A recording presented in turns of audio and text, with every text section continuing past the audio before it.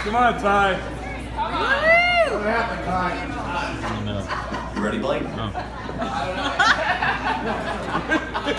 First of all, Blake, let's just give a round of applause for Blake. For those who weren't at the rehearsal dinner last night, Blake had his first hole-in-one ever yesterday on the golf course.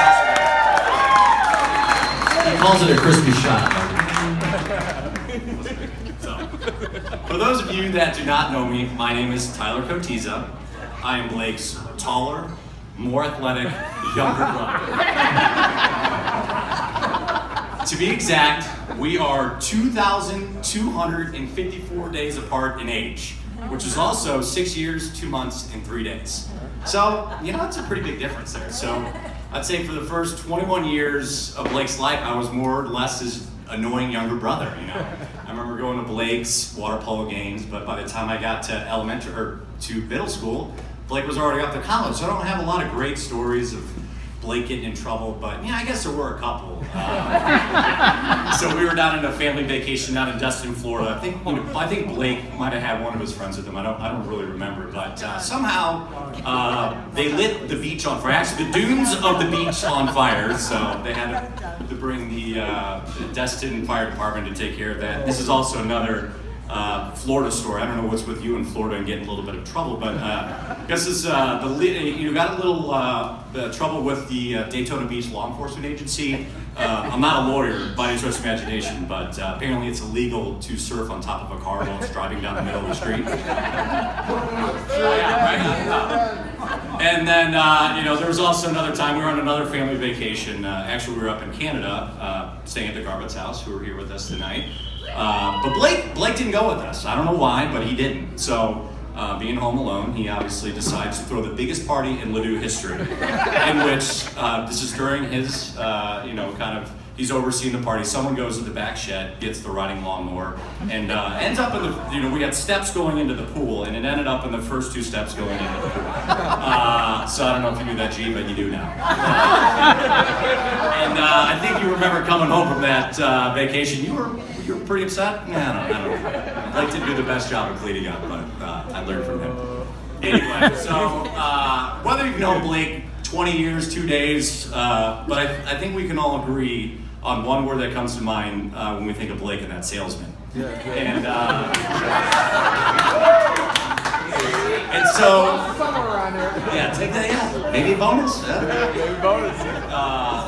But having an older brother that is a salesman definitely has its perks. So, I'll kind of go backdate myself here a little bit. When Blake was turning 16, my mom and dad decided that we're going to get Blake a car.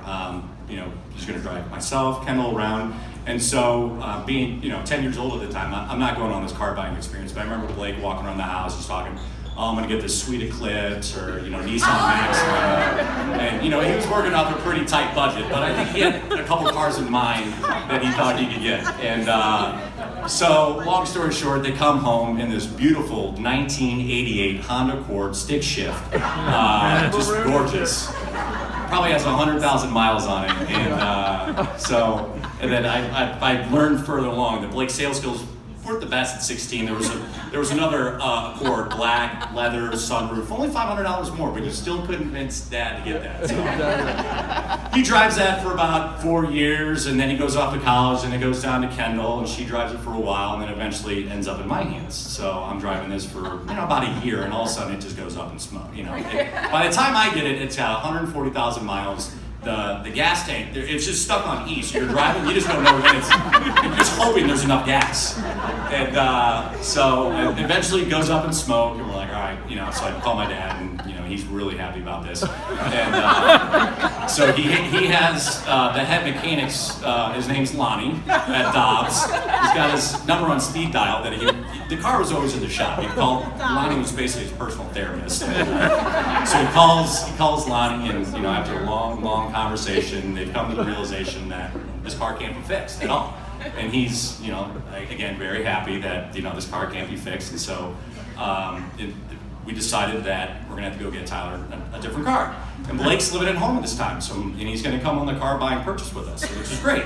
So the 3 of us go off. We're one of those used car dealerships, and they have all types of different cars. And he gave me a budget. It was pretty low budget, but there was a couple cool cars I could have gotten for this amount. And so Blake and I immediately go. We're looking at we go to the left. We're looking at the sweet Jeep.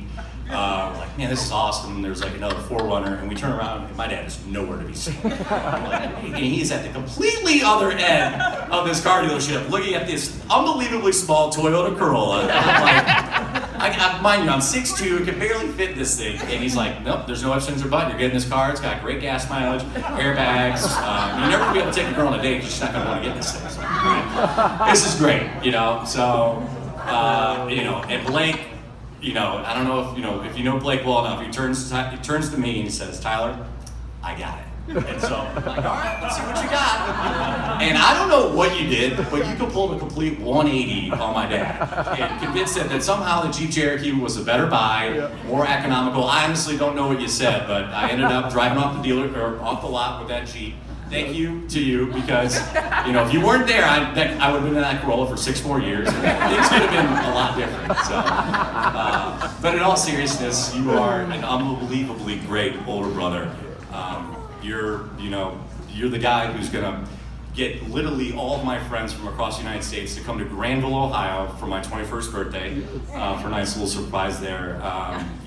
You're also, basically, you probably sent, I was going through my Gmail just looking at all the emails that you sent on my behalf, looking for a job when I was coming out of back from Australia.